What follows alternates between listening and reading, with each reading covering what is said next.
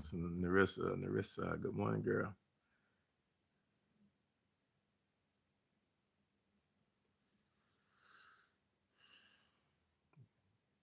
Kuana, Bigelow, good morning. Yeah.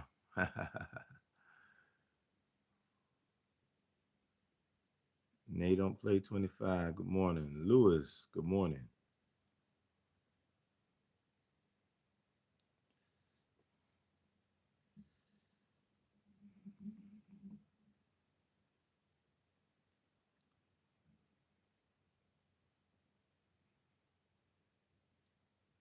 Helena McCree, good morning. Tara, good morning. Miss Cheryl, Houston, good morning.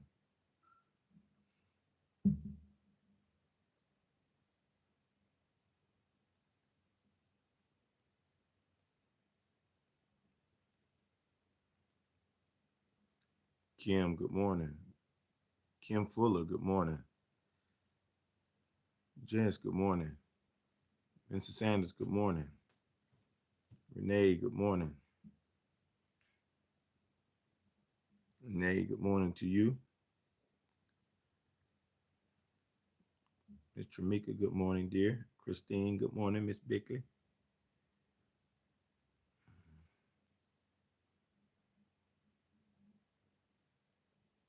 Alexis, good morning. Jack Jones, good morning.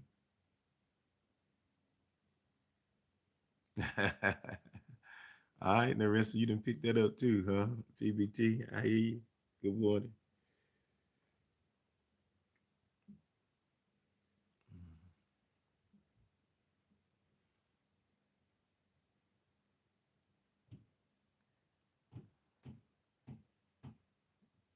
Mills, good morning, Apostle. Good morning, sir. Donnie Ray Cubson, good morning, sir. Good morning, good morning, good morning, good morning.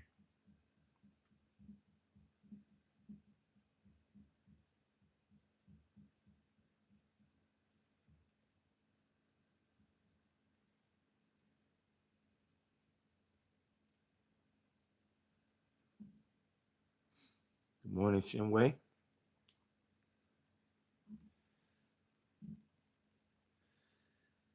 Good morning.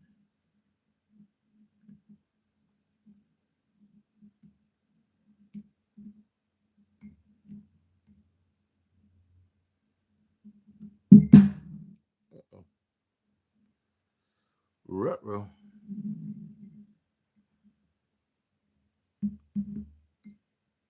Let me get that back.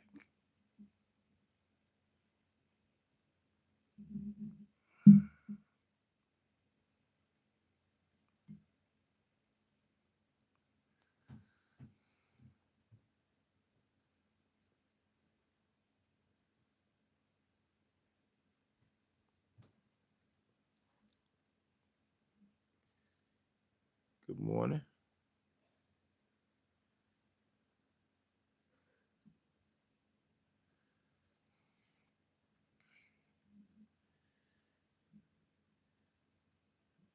Candy, good morning. Candy, Candice, JF, maybe. Candice, JF, good morning. And Thea, sorry about that. Good morning. Shinway, open them gates, baby. Them gates got to stay open. Them gates got to stay open. Siobhan, good morning. Valerie, I'm going to say good morning again, but I entered the gates with Thanksgiving. Good morning. That's right.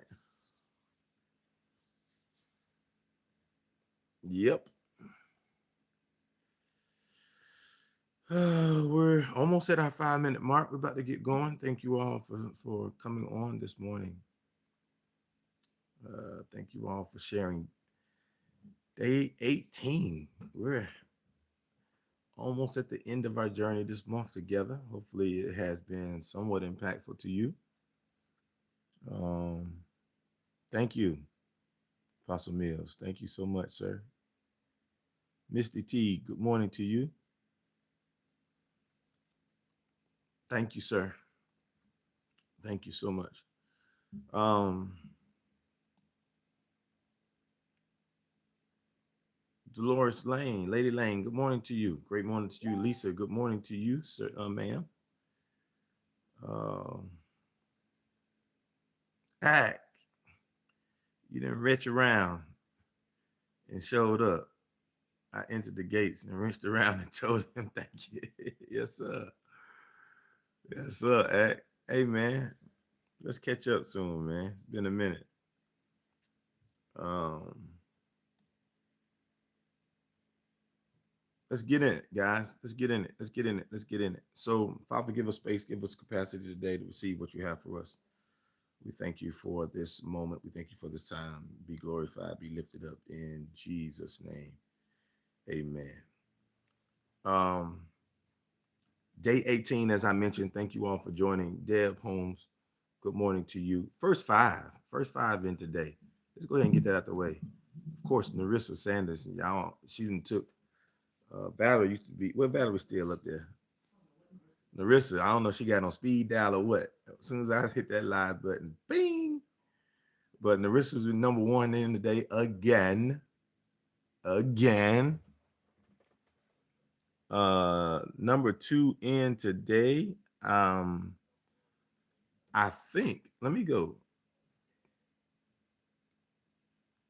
Number two in today was Miss Kawana Bigelow. Was number two in. Nay, don't play, number three in. Lewis House was number four in. And Cheryl Houston was number five. That rounded out my top five. Elaine Sanders, Minister Sanders was my honorable mention. She was right there at her and Renee Steele was right there at the threshold. But thank God for you guys who joined. Desiree, good morning to you. Who was diligent in getting in there. Joy Miller, good morning to you, woman of God. Cynthia Huntley, good morning to you, woman of God. So let's get into it, man. Day 18, got 2 days left together this month. We'll end, of course, it fell on the weekend. We'll end our consecration. It actually ends on Sunday. So I've enjoyed our time together. Hopefully I've imparted something into you. So today our text is coming from Galatians 5, verses 7 through 10. And I want to read that in the Message Bible. In the Message Bible, Galatians 5, 7 through 10. In the Message Bible, it says, you were running superbly. You were running superbly. Who cut into you? This translation doesn't necessarily say what cut into you. It specifically says who cut into you, deflecting you from the true course of obedience. This detour doesn't come from the one who called you into the race in the first place. And please don't toss this off as insignificant. Let me read that again. Fantina Gibson, good morning. Elder Annette Gore, good morning to you. Thank you all for tags. Thank you for the tags. Please share. If you don't mind, please share as you come in. Share, tag, warm tag somebody. That means send somebody a private message with a warm note saying, hey, I think this will be great for you.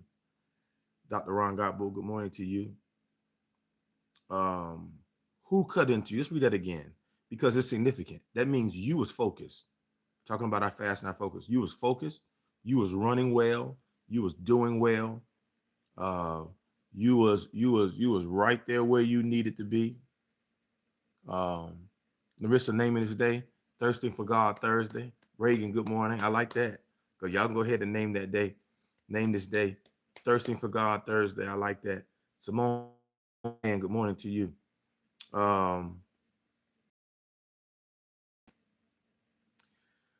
Who cut into you? You was running superbly. You was focused. You had your thing. You was doing it. You was on track. You was on course. Things were going well. Things were looking up. Who cut into you? Who cut into your ear gate? Who cut into your attention? Who cut into you? The Bible says you were running superbly. Who cut into you? What were they doing? Deflecting you from the true course of obedience. Who gave you their opinion? Fantastic Thursday. I like that, Dr. Godbolt. Fantastic Thursday. Fantastic Thursday. Who cut into you? Deflecting you from the true course of obedience. This detour doesn't come from the one who called you in the race in the first place. He says, and please don't count this as insignificant. Don't toss this off to the side as being insignificant, because it is. I want to talk on this 18th day. I want to talk about connections and what I call connections and ships. Connections and ships. That'll make sense if it don't already to some people in a minute. Somebody type that, connections and ships. If we're going to get our focus back, if we're going to stay focused, if we're going to stay consecrated and engaged and locked into what God is doing, you've got to evaluate connections and ships.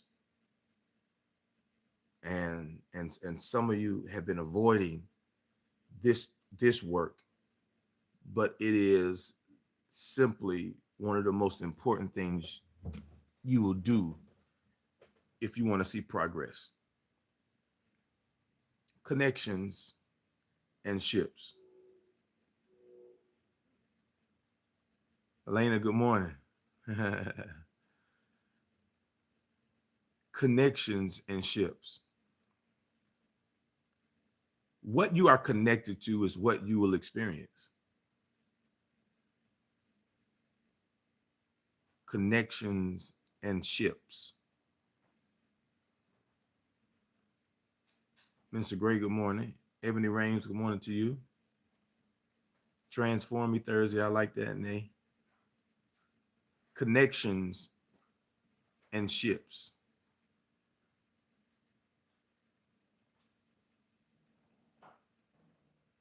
Again, what you are connected to is what you'll experience.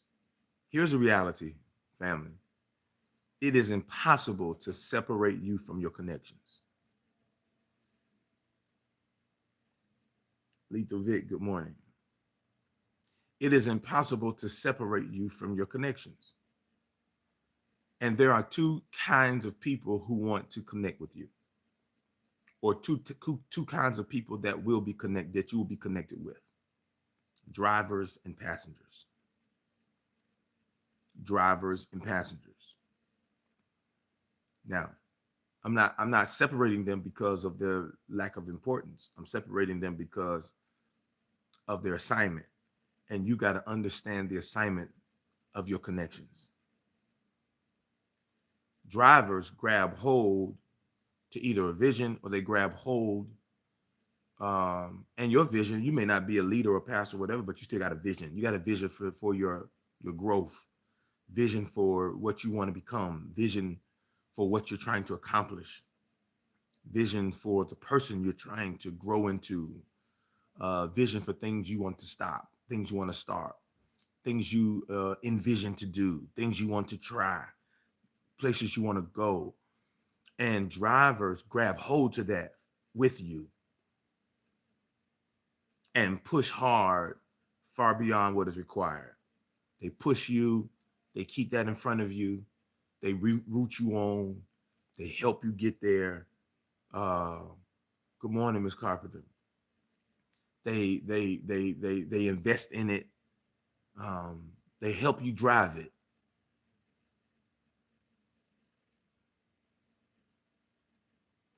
A wheel or other part in the mechanism that receives power directly, that's a driver. It's somebody that sees power directly and transmit motion to other parts. Drivers bring your vision and who you become in motion. They give motion to it. You need drivers in your life. Your purpose demands it. You need somebody that's going to help you, somebody that can get to you when you're tired, when you're frustrated, when you want to stop, when you want to quit. Who's going to help drive you? Good morning, Danita Harris. Good morning. You need drivers, but passengers will sit and allow you to drive the vision.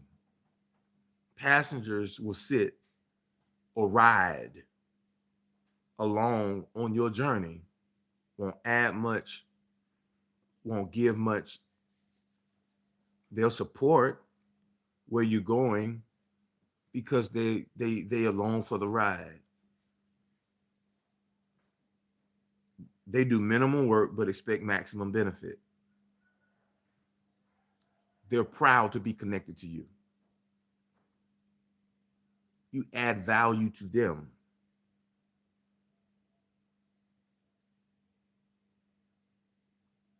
But other than love and support, they can't add much value to you. Pink Lash, good morning. Now, I need you to understand me clearly here because I don't want to diminish anything. I'm just giving the definition between the two, but we're going to get into it in a minute. So my first thing I need us to do is to identify our connections. I'm telling you this so that you can identify, not that you can cut off, but you gotta identify who people are in your life. Kendra, listen, good morning. That's right, foot soldiers. Yeah, your drivers are your foot soldiers. Your drivers are those that's going to get in that thing, do the work with you. DeAndre Richardson, good morning. Help you get that thing done. But your passengers are going to brag on you. They're going to celebrate your success. They ain't help you do nothing, but they connected. And when you win, we win. It's Barbara Clark. Good morning. That's what your drivers are. I mean, your passengers are. So you got to identify your connections. Identify who are drivers in your life. You got to understand, identify who are drivers in your personal life. Who are the drivers in your spiritual life or your spiritual growth? Who are same to you. Blessings to you. Happy New Year to you as well, dear. Who are the drivers in your professional life? Yeah, you don't have to cut them off. They have purpose. I'm gonna show you in a minute. They both have purpose. You got to identify who your drivers are, though, in your personal life, in your spiritual life, and in your professional life. Identify who your passengers are. Watch this, because Shinwei, here's what I want us to understand. Passengers are not bad. Passengers are not bad.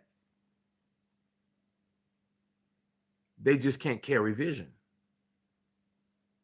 They can't help you build. They're not going to carry vision.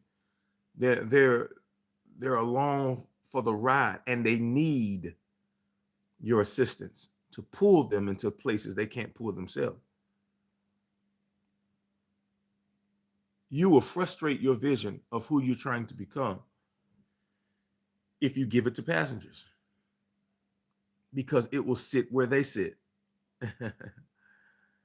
Hey, Tom, good morning. I know you had a lot going on. Appreciate you popping in.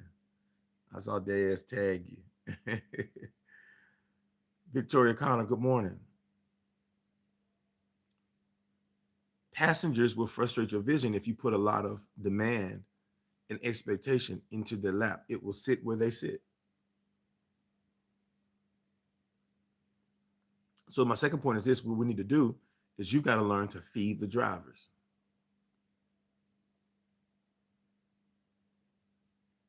Drivers, and again, let me finish the teaching. I don't want to be off balance, but some of this may seem out of balance until I bring back balance with it. But I'll bring back balance with it because the scripture that we read says, you were running well. Who cut into you? Who distracted you? Who got you off course? This distraction didn't come from God, the one who sent you and put you on course in the first place. So give attention to that. For those of you who were just joining, We're reading from Galatians 5 and 7 through 10 in the Message Bible. It says, please don't toss this aside as being insignificant. So we got to feed the drivers. What does that mean? Drivers should get extra attention. I know that sounds unfair. Rita Simpson, good morning. Missing you, fam. Good morning to you, dear. Drivers should get extra attention. They should know your why. Who identify them? Who are those drivers in your personal life, in your spiritual life, in your professional life? Who are those ones that help boosting? As Kendra put it, I like the way she put it. Who are those foot soldiers with you? Who's helping you develop spiritually? Who's helping you develop personally? Who's helping you develop professionally? Identifying those people and giving them extra attention is key. They should know your why, and they will help you with your what's. That's why they should know your why. Good morning, Auntie Faye Godboat. They should know your why, and when they know your why, they're gonna help you with your what's. What to say yes to, what to say no to, where to spend your time.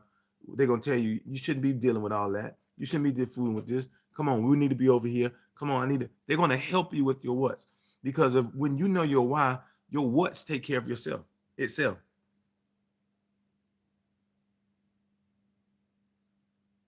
You feed passengers. You feed drivers. Watch this. You love on passengers. You feed drivers. You love on passengers. You don't feed them. And when I say feed them, I'm talking about vision. I'm talking about assignment. I'm talking about weight. Because your success will bless them and be food for them, but don't count on them to help you produce it.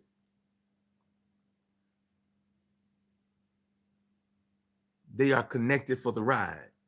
And it's okay. There's some people that you assigned to be a blessing to.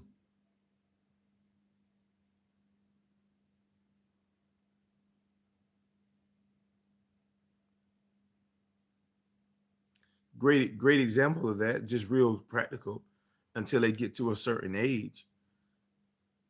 My children, I don't expect them to help me figure it out. They're along for the benefit of what dad can do for them. I'm assigned to provide for them. I don't go to them with my stress and my problems and looking for them to pour into me and help me strategize how the family is going to get to where they need to go. No. As I increase, they're going to increase. And hopefully they're proud of what they have, and proud of where we live, and proud of what they're able to get, and proud of how I provide for them. They're proud of it. But they're along for the ride. I'm developing them, right? And so I don't put the pressure of becoming on them. I provide provision. So if I start to put my stress, my weight, my mindset on the children, I've misappropriated it, because that's not their role in this relationship. You see what I'm saying?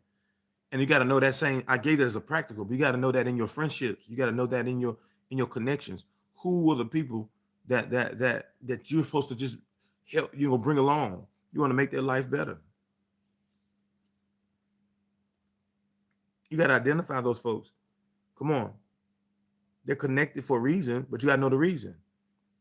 Because if they are going to be passengers, they must not try to get in the driver's seat.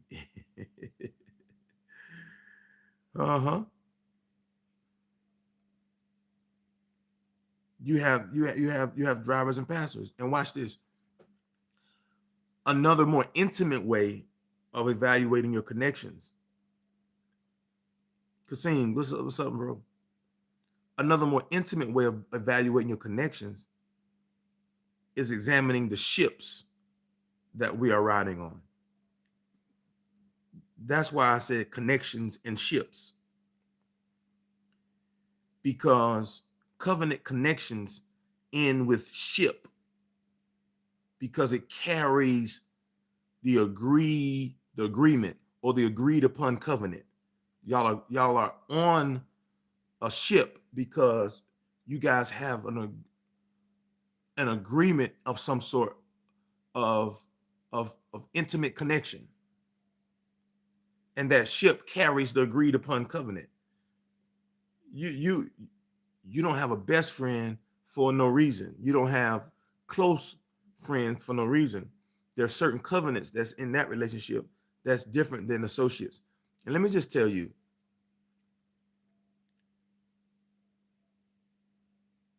in this, okay, no, I'll wait. I'll wait to say that. I'll wait to say that. So those covenant connections end with the word ship, or the phrase ship, because it carries agreed upon connection. Okay, friendship, partnership, relationship, right? Fellowship. Wow. Bless you, son. Good to see you, Kasim. Right? A ship, watch this. A ship speaks to something moving, something active, something fragile. But once you're on a ship is directional. I'm telling you, if you want to get your focus back, if God is going to shift you into where you want to go, your connections and your ships are very vital to your direction. And it's time for you to evaluate them. A ship speaks to something moving, active, and fragile. Any relationships that we establish must help propel us toward the fulfillment of our purpose.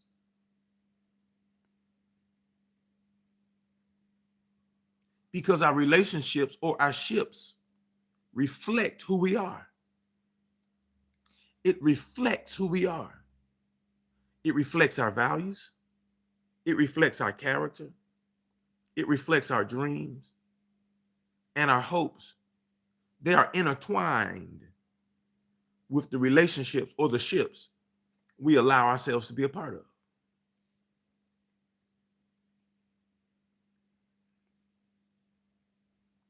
People associate you with people that are part of your ships. People associate me with people that's a part of my ship. And I may have nothing to do with it, didn't even know about it. But whether y'all know it or not, oh yeah, they down there at Taylor's church. Yeah, they down there at the Reach. Oh, I saw such and such down there. Ain't he at the, don't he go to the Reach? Oh, yeah. What they teach them down there. Whether you want to know, isn't that such and such son? Ain't that such and such daughter? Lord, I know she was raised better than that. You want to be associated. Ain't that such and such homeboy? Yeah, I saw them together out there. What's his name? What he doing with him? I never would have thought that he would run with him because he seemed to be such a nice guy. But him, it's you're going to be associated. You're going to be associated. Ain't he married? Ain't she married? Oh. But I saw them doing it. It looked like they were married. You're going to be associated with the ship. Ain't they in business together? I don't know, girl. I wouldn't trust them in nothing.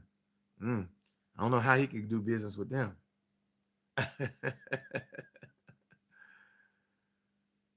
Are y'all listening to me? Yeah, down there at Taylor's church. And that ain't my church. Yeah, down there at Taylor's church, Tara. That's what they say. You know, here's reality, family. Our ships reflect who we are. Our values, our character, our dreams, our hopes are intertwined in the relationship. Think of it this way. Think in terms of what you want to do and the person who you want to be. And that person and that thing has needs that can only be met within the context of the right relationships or the right ships.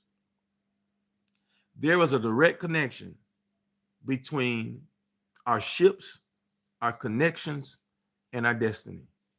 There is.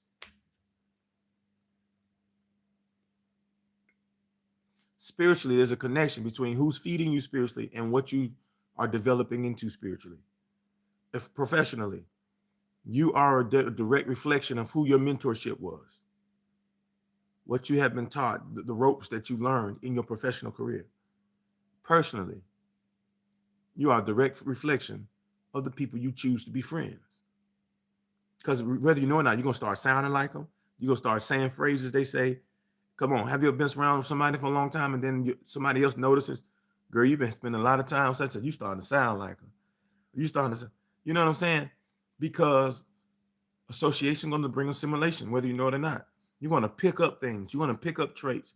You're going to start picking up phrases. You're going to start picking up thoughts. You're going to start picking up perspectives. You're going to start picking up stuff. And if you're not careful, if you're in the wrong ships and the wrong connections, you'll start drifting. Your habits will start drifting. Your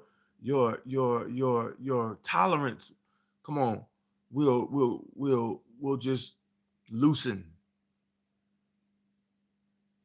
Your values will loosen.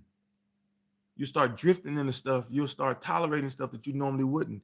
You'll start doing stuff that you normally wouldn't do. You'll start saying stuff you used to didn't say. You start hanging out places you normally wouldn't hang out because you've been hearing it's not that bad. You've probably been overreacting. And it'll drift you. In the same way, if you get a positive connectionship, it'll start drifting you into the right way. You'll start picking up different perspectives. You'll start looking at life through a different lens. You'll start being more positive about things you're being more negative in. You'll start trusting God more and start praying more. You get those rhythms and habits and routines. That is the reflection of this new ship or this new connection that is pulling you into something, a line of focus that you haven't had before. The company you keep is absolutely critical to your growth this year. Yeah, it's right, Tom. The company you keep will absolutely be critical.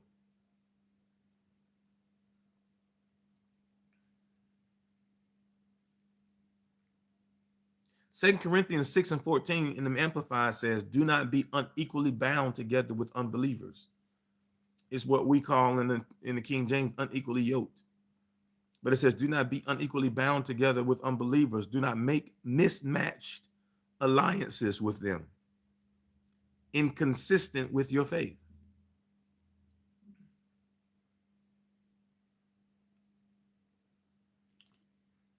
And here's what you got to learn today. Unequally yoked, do not unequally bound together with unbelievers does not just mean sinner and saved.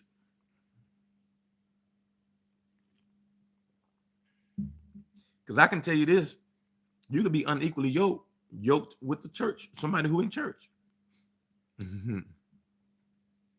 It said, do not make mismatched alliances with them, inconsistent with your faith. There are different faith levels even in church. And you can find somebody connected with them in church and still you have faith for something and they still don't believe. That's unequally bound together. It ain't just somebody, you can be with somebody who got saved, but still don't have a level of belief like you have. Their faith is not at the level of yours. Their conversation is not at the level of yours. Their outlook on life, they're always negative. They're always talking about somebody. They always are analyzing what somebody else is doing. They're always in the tea. They're always doing on that kind of stuff is in church. Don't be mismatched in your alliances.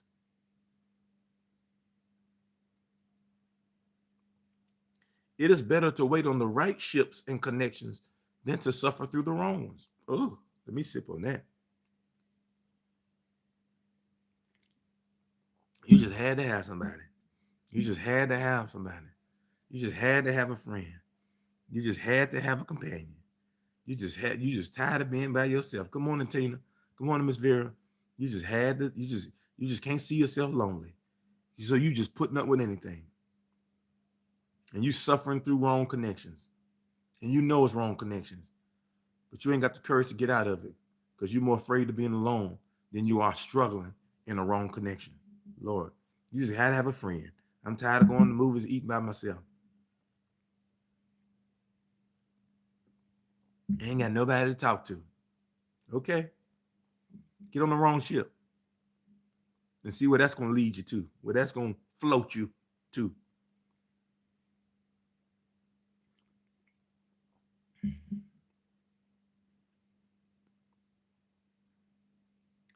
There are a few questions we need to ask ourselves while evaluating the ships we are on.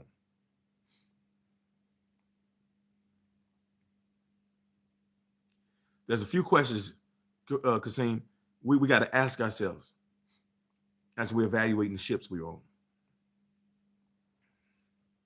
Are we moving in the same direction? Let's just be real practical. If you paid your money to go to a cruise on Carnival or Virgin or whatever cruise line you like, you paid your money and you bought a ticket that's you wanted to go to the Bahamas, and you get on that ship and they cruising or sailing to Canada, you can be like, hold up, wait, get off the boat. This is not what I agreed to. This is not what I signed up for. This ain't what I signed up for. Let me off of the ship because we are moving in the wrong direction. But once you're already on the ship in the water, there's nothing you can do about the direction because the ship is going in a direction that you are not aware of. And you got to wait till you get to land again to evaluate and get back on track. And you're going to waste time, waste money, waste energy going in the wrong direction because you got on the wrong ship. This is not the ship I was supposed to be on. My ship was supposed to be going to the Bahamas. Why in the world are we going north? Yeah, let me off. Let me off. You can't be let off in that water. You got to wait to get somewhere where you can you see what I'm saying? And a lot of us are stuck in the middle of the ocean on the wrong ship, going in the wrong direction. Oh, gosh. Oh, Lord.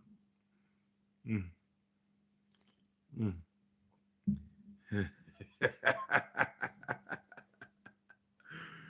Oh, my God. Are y'all here? Are we moving in the same direction? Amos 3:3 says in the New Living Translation, can two people walk together without agreeing on direction? Can two people walk together without agreeing on the direction? If we are on the same ship but have different destinations, it will not work. If you're in a ship with somebody, fellowship, relationship, partnership, friendship, and y'all got two different directions, it is not going to work. We don't think the same. We don't want the same. We're not pushing in the same direction. And we're going to frustrate each other's growth. We're not going to celebrate each other. We're not going to root for each other. We're not going to hold each other accountable. If you and got somebody else in the direction, as soon as you get weak in your standard, that'll be their end. You got to watch, because some friendships, relationships, whatever, they see you growing and they see you trying to change and make the decision. They ain't feeling it. They're not going to get in your way. But as soon as they get the moment to talk you down out your change, they will. As soon as they get the moment when you get weak and say, you know what, I'm frustrated with this. Girl, I told you don't even worry about that stuff. That's why I don't do church. That's why I don't do that mess. Come on back over. Come on, you went to the club, run up me tonight or what? I'm glad I'm finally getting my friend back. I've been waiting on this. I knew it wouldn't last long. They waiting on the opportunity. When you with somebody who don't want what you want, they can't wait for an opportunity to reintroduce what y'all used to do together.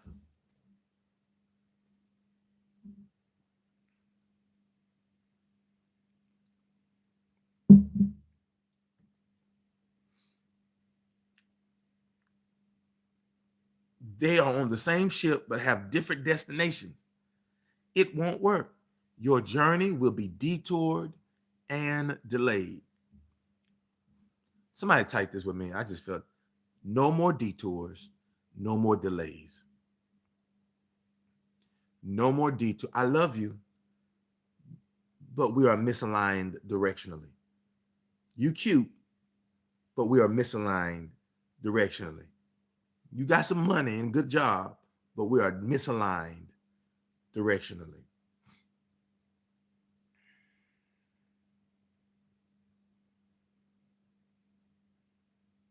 You're a good person, not just good for me.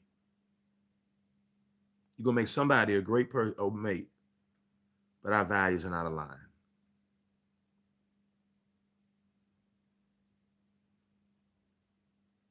And if you don't evaluate direction with the people you're getting in ships with, you'll end up on an island you never signed up to go. No more detours, no more delays. I can't afford to waste time moving in the wrong direction.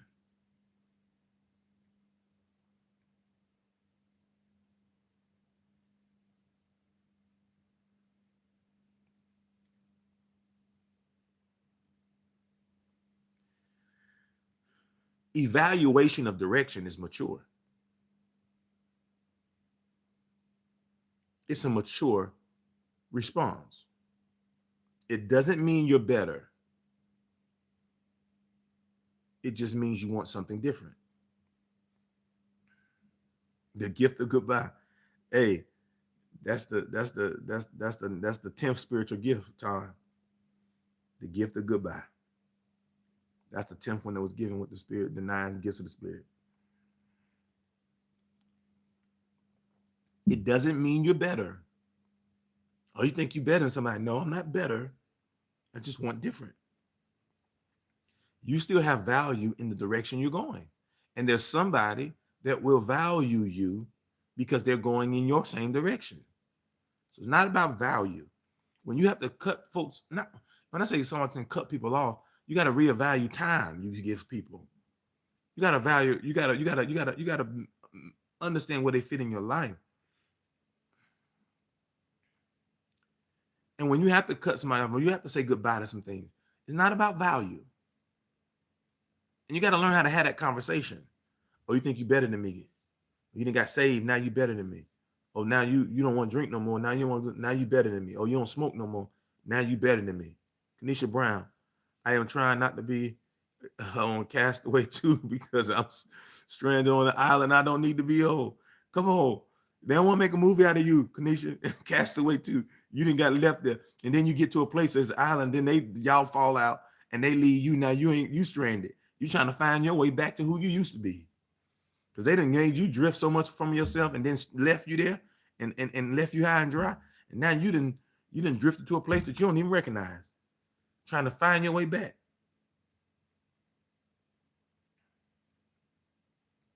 Evaluating direction it is mature. And we got to be strong enough to see good in people, value in people. We can love that person and love what they're going to become. But our value, our direction still don't line up. You got to be mature enough to walk away from stuff like that.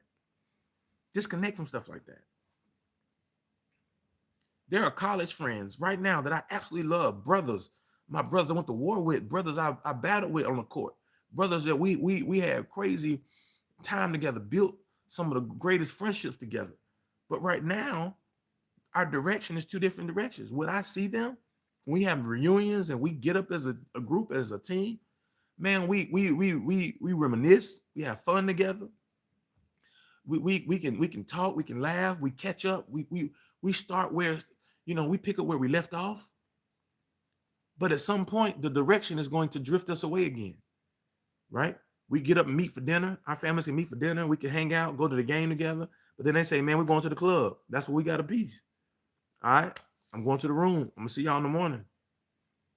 This is when we disconnect. After the reunion, I may check in on them, how's life, what's going on. I might be able to encourage them, man, hey, stay up, whatever. But I can't spend a lot of time with you because you're pursuing something in a different direction. I love you. It's not writing them off, Kendra. It's placing them in the right category. And they still might need you. And there's some times that you still might need them. It may be value, but you can't spend a majority of your time on the ship with somebody and directionally y'all are off. It doesn't mean you're better. It just means you want something different. So the first thing we got to ask ourselves, are we going in the same direction? Number two, are we committed? Are they committed to God? This is more important than most people think it is. It is more important than people think it is. I don't care if it's your business partner. I don't care if it's somebody you're in fellowship with, somebody you're in friendship with, definitely somebody you're in a relationship with. And it amazes me how many Christians consider unsaved mates. I ain't talking about none of y'all. And I try to show grace, and I'll counsel where a person is, and I'll give them my best, I'll give them my heart. But some of the stuff we put ourselves in is when we deal with foolishness of people that are not spiritually centered. And as a believer, why would you put yourself in an unequally yoked,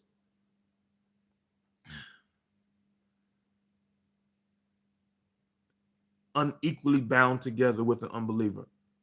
Well, that's the word I was looking for. You create mismatched alliances from the beginning because they nice, because they got a good person, they got a sweetheart, they're loving. Yeah, they are.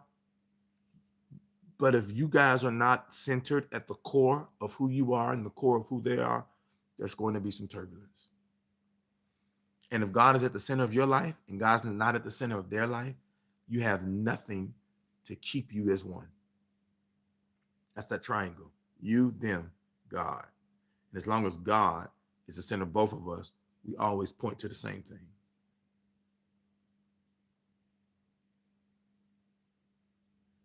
Been there, done that, and woo, child, to get him.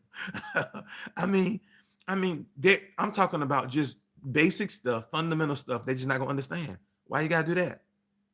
You going to church again? Well, what's that? Why you gotta pray all the time? Well, I don't care nothing about what your pastor say. You learn. They say what at church? No, they don't run nothing in here. I mean, it's just gonna be amazing how many simple conversations you guys will disagree on. It is dangerous to be in a ship that is not committed to God. That thing will drift you anywhere. If you're in a ship that ain't committed to God, no telling where that direction is going to end up. No telling where you're going to end up. No telling what they have you trying and doing and saying it's all right. Again, equally yoked does not mean saved, unsaved. Definitely it means saved, unsaved. I'm not saying, see, that's right, because so you can be. I'm not saying you can't fall in love with an unbeliever. And yes, God can save them. What I'm telling you is there's going to be some turmoil and some storms and some turbulence. And you don't know. See, here's the thing. You don't know the timetable of when God's going to get a hold to them, if he's ever going to be open to God coming into their life. And you can go in and say, if I can just get him saved, he's going to be a perfect man. And you get in there thinking just because you went on a 3-day fast, God will save him in the next month. And it may be 5-10 years for that man come to the Lord, that woman come to the Lord. It may be 15 years. Are you willing to go through that kind of wait? They might not ever come to. They might say, "Man, you want that for me. I don't want that for me. I never wanted that for me, and I'm not going to let you put that on me." They're not going to understand. The Bible says that the carnal mind cannot. They don't have the ability to comprehend the things of the Spirit. And here you are, spiritual minded, and you connected to somebody who don't even have a clue of what's happening in the spiritual realm. It's a matter of belief.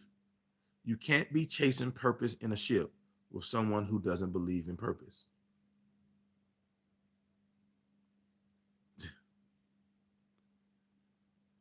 So number two, are they committed to God? I promise you, please take that seriously. In your friendship, because if you on this journey with God and most of your friends are not, it's gonna be hard staying focused. It's gonna be hard. I ain't saying you can't do it, but you're gonna make your journey so much more difficult.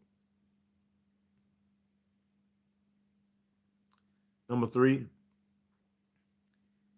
is this ship or this connection feeding what I am trying to produce? Is it feeding it?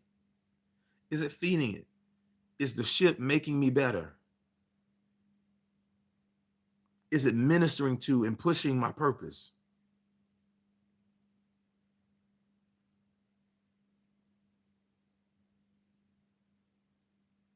Or is it depleting me more than it's adding to me?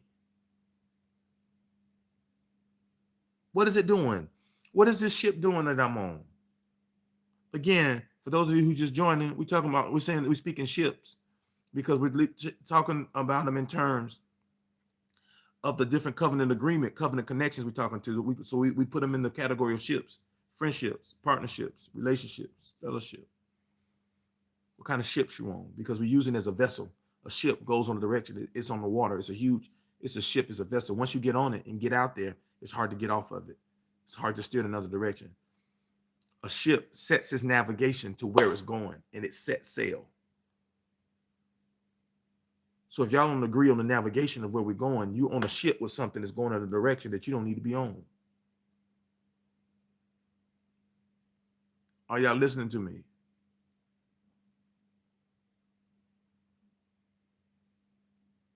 Is the ship making me better?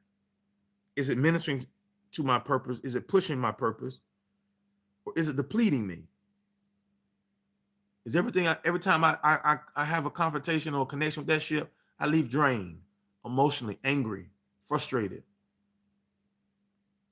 Or do I leave liberated? Do I leave motivated? Do I leave that connection or that conversation built up? Number 4, how am I personally after leaving that encounter with them? Like I said, do you walk away inspired, on fire, motivated, or do you leave exhausted or discouraged? Yeah, you got to evaluate that. Number 5, do I set and maintain standards on the ships of my life? Good morning, Siobhan. Good morning, Keisha. Good morning, Sherry. Owen, good morning, sir. Do I set and maintain standards in the ships of my life? Do I get in ships, relationships, partnerships? I keep saying it because I want people who come in to understand the conversation. We're talking about connections and ships today. Connections and ships. Share this if you haven't already. Somebody needs to hear this. Share this with somebody. Connections and ships. We're talking from the text, you were running well. Galatians 5:7. You were running superbly. Who cut into you? Deflecting you from true course of obedience. This detour doesn't come from the one who calls you into the race in the first place. So please don't toss this off as being insignificant. Galatians 5:7-10. That's the conversation. So we talked about connections. Now we're dealing with ships. What are those ships? And number 5, the 5th point, do I set and maintain standards in my ships of my life? Do I get in ships or own ships with an understanding of my value?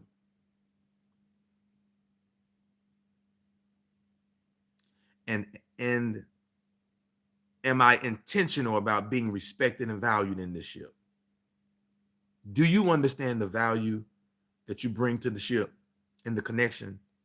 And are you intentional about being respected and valued? Because if you're not, if you allow those ships and those connections to reduce and diminish your value, and you lose self-respect trying to hold that ship together, boo-boo, you're on the wrong ship. Renee Ransom, good morning. Miss Watricia, good morning.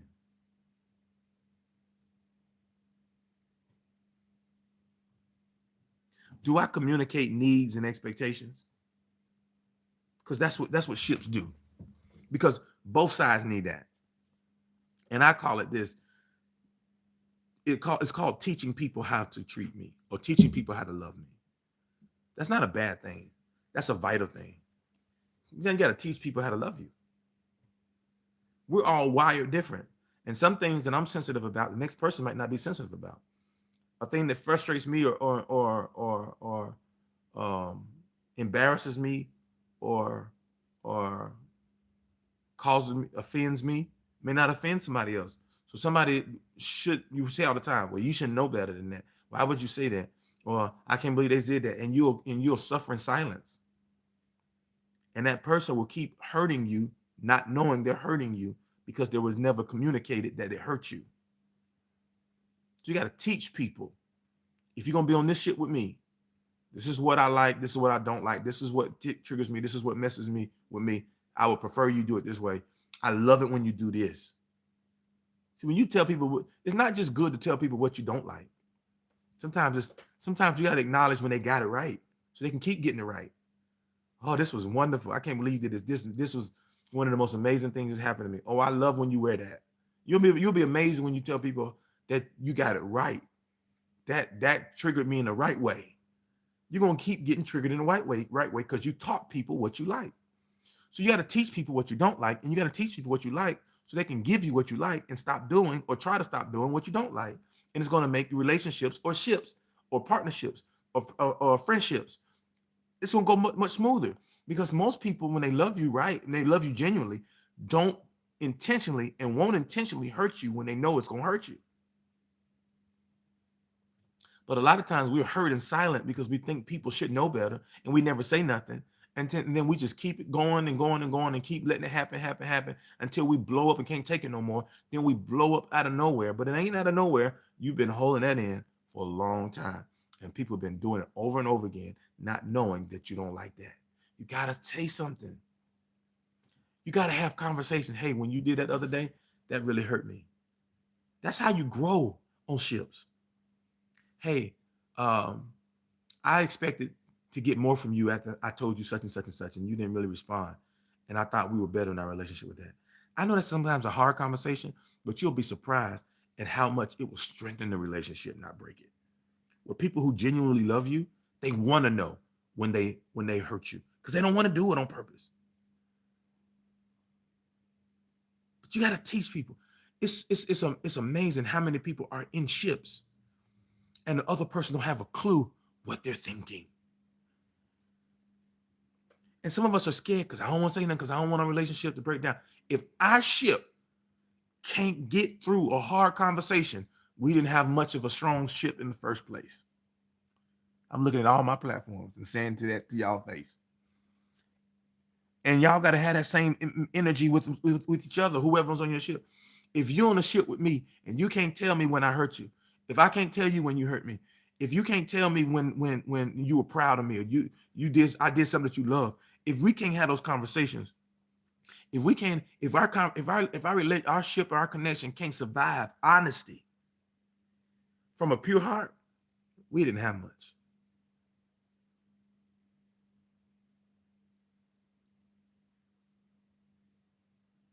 Teach them. If you think they're great for you, teach them. Condition them. Just like you would want to be conditioned on how to treat somebody you love.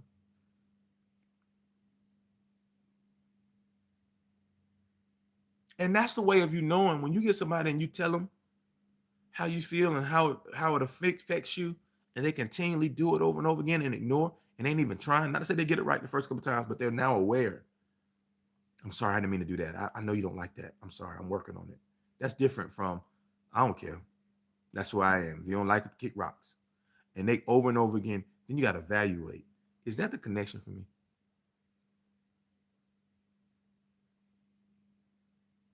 Bless you, Pastor Miller.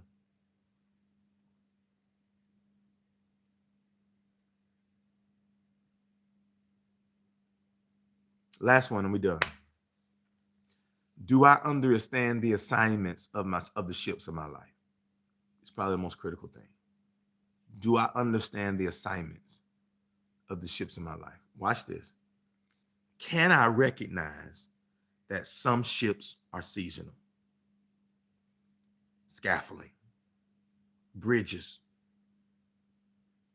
You can cross a bridge, move to another place, and don't have to burn the bridge when you recognize it was a bridge. Because what we don't recognize is we might need a bridge to come back to the other side. If you burn bridges, you might need to cross back over, and there's nothing left to cross back over, because when you ended the relationship, you blew it up. So you'll never go back and you can't even have a conversation with a person that y'all used to be in fellowship with.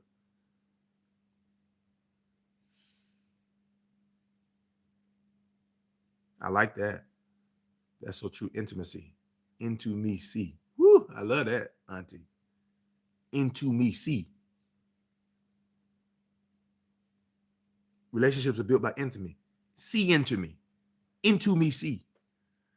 And sometimes they can't do it on their own. Sometimes I have to invite them into me by expressing how me is feeling in me. Right? So we don't burn bridges, and we don't throw away scaffolding. Scaffolding means it's up until the building is up, then the scaffolding come down.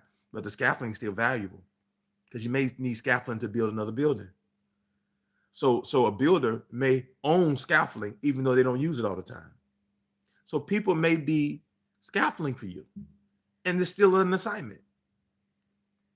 But just because that one thing is built up in your life and you no longer need it, and for a season they're not as integral as it was last season, that season might come back around again. If you're building something else and you guys start to build with that as scaffolding. Scaffolding is not used one time. Scaffolding is in the warehouse of the builder.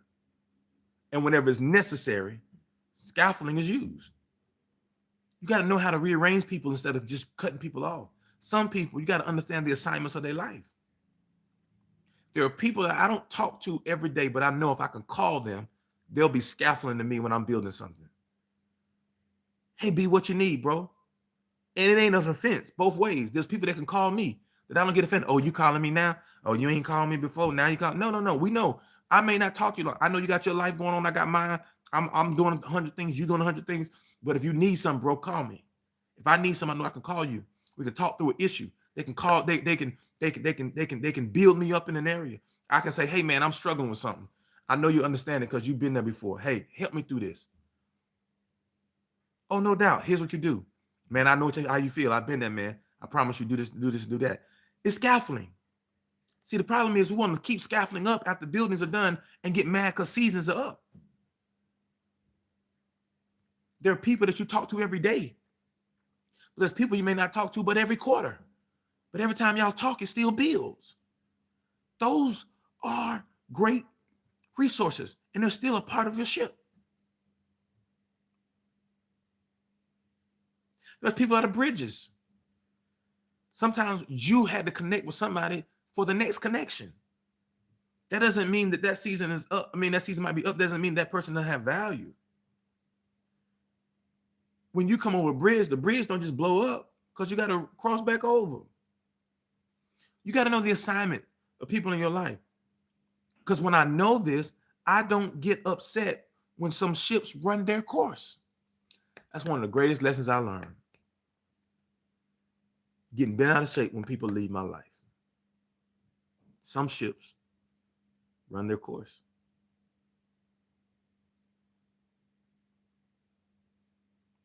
And sometimes we holding out long trying to convince value. Trying to convince people that are over us that they should give us attention. Trying to convince people we're worth them staying. Boo, boo. Can I help 10 of y'all? No longer will you convince anybody that you're worth it. If they don't see you worth it, the ship has run its course. I'm going to sip double time on that. Is my mic on?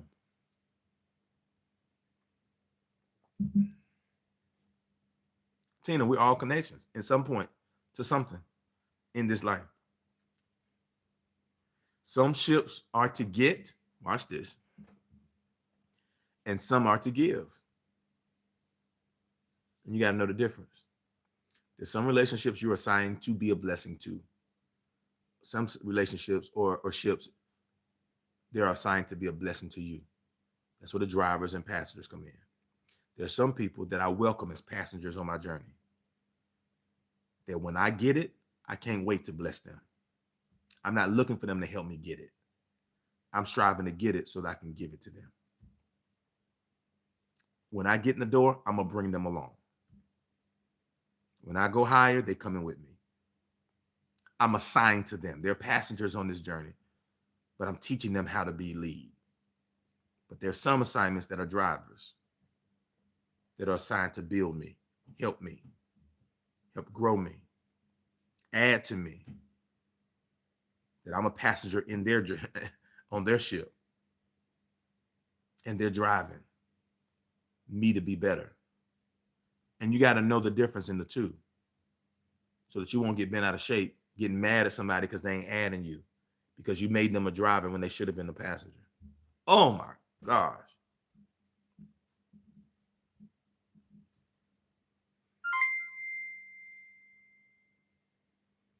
Thank y'all for the stars. So I'm gonna close with this. I'm out of time. Man, I didn't know I was 5 minutes. Excuse me. I'm out of time, but I gotta see. You must determine. You set the tone. You set the tone. You set the tone. You set the tone. Somebody, y'all share this now. Somebody, I promise you, this is probably one that you need to share. You need to share this. People need to. You need to share this. You must determine the access people have to you. Listen, you set the tone. And I'm going to tell you this, and this is going to be unpopular, and I'm probably going to get criticized by saying this, but I'm coaching right now. So when you're a coach, every advice you give, people don't like. When I was a coach, I didn't like everything my coach told me, even though everything he told me was for my good. Sometimes some things was just hard to hear. That's part of being a good coach. You got to look people dead in the face and tell them right is right, wrong is wrong. And if you don't like it, you got to suck it up, deal with it. And I pray God will give you revelation later. And this is one thing that's probably going to give me a lot of backlash, because everybody wants to be treated equal. Everybody wants to be treated equal, but you must determine the access people have to you. You don't owe everybody access to you. And sometimes when people see other people get access, they want the same access without building the same relationship. And you have every right to distribute your time in the manner that's the most impactful. And there's some people that is draining you of your time, but are not bringing back no investment of it, no return on the investment. And there's some people that need more of your time that will double the investment if you just give them more time. But you got to be willing to take the time away from people that is just draining you and not adding from you.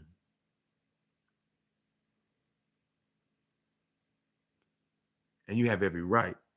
Everybody does not deserve, everybody doesn't have an equal right to access to you. And it is okay. Let me tell you the honest truth. There's some people in my church that I'll do anything for. I just had a conversation last night. A couple was like, "Hey, Pastor, we got to come together. I know you're busy. We got to carve out time for us." I was like, "No, you ain't got to ask me that. I'm gonna make time for you. I don't care how busy I am, because you are intricate to me, and to what we do, and you're valuable. You are inner circle. No, we're gonna make time to make that work. But there's some people, because of the relationship, yeah, I'll let you know when I got some time. And you may think that's unfair. And I'm telling you that's mature. Because your time is your greatest commodity. And one of the things I learned as pastor is that I've given some people triple the time that I give the leaders and people that I should. I've given people who hours and hours and hours and hours and hours of counseling, and it still wasn't enough. And they still ended up leaving me. And they ended up talking about me. And I still was looked at the guy that abandoned them when they got so much more of other leaders' time who's been here for years doing more stuff that don't even require that kind of attention. It gives me way more return. And I had to learn who I grant access.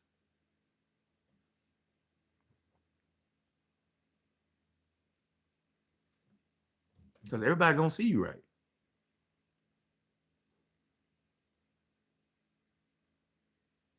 When you have properly identified who people are in your life, You must put up gates of entry into your time.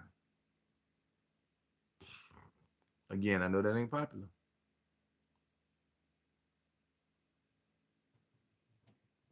If you give passengers too much of your time, it will hinder your production, right? You can be passengers in this drive, and I'm gonna bless you, but I can't got a time to just sit with you and chop it up because I'm out here building for us. Because when I build, you're gonna be blessed because you're a passenger and I love you. And I'm assigned to bless you, but you can't hinder me from producing. Or we both ain't gonna have nothing.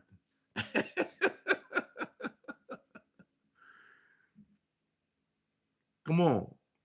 Sometimes you got time to talk to people 4 hours a day. They gotta understand that. And it's for our benefit, not just come on. You gotta know, you know, if you give pastors too much of your time, it will hinder your production. And if you don't give drivers enough of your time, you will overwork yourself. I'm guilty. God has got me in a season right now where I'm evaluating that. There's drivers that ain't getting enough of my time. And I'm overworking myself because I'm looking for passengers to do some work that they just ain't gonna do. And the people that will run with it, I ain't even spent enough time with them to give them what's in my heart so they can't run. So now I'm doing all the running. And part of that is my fault because I'm putting my time in the wrong places.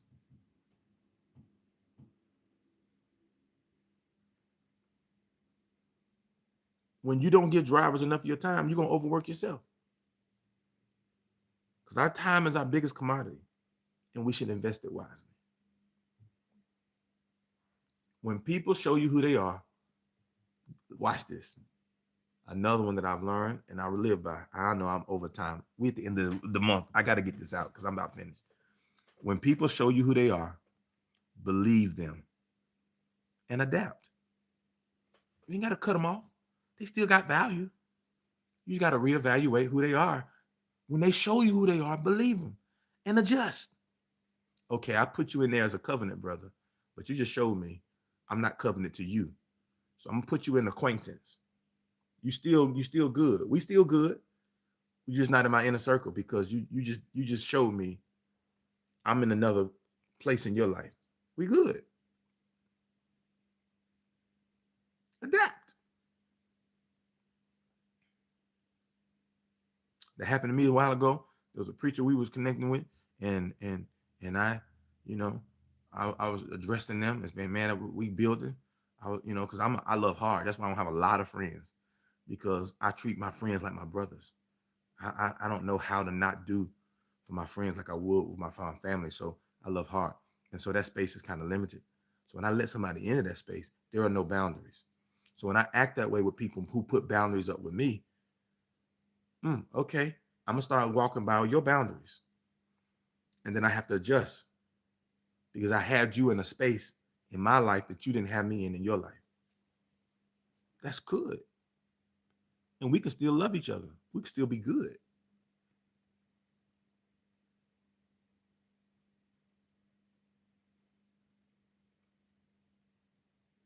Let's stop. Our daily fast today is this.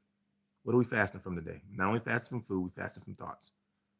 Our daily fast today is we fast from pain and stress of bad relationships, bad connections. You've been planning over and over again how bad connections have set you back, left you on an island. You're trying to figure out how to get back to who you was.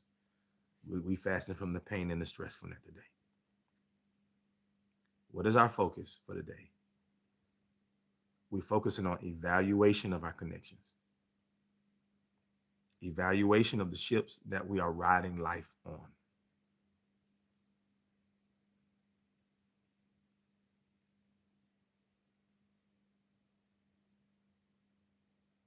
Just have a conversation with yourself today.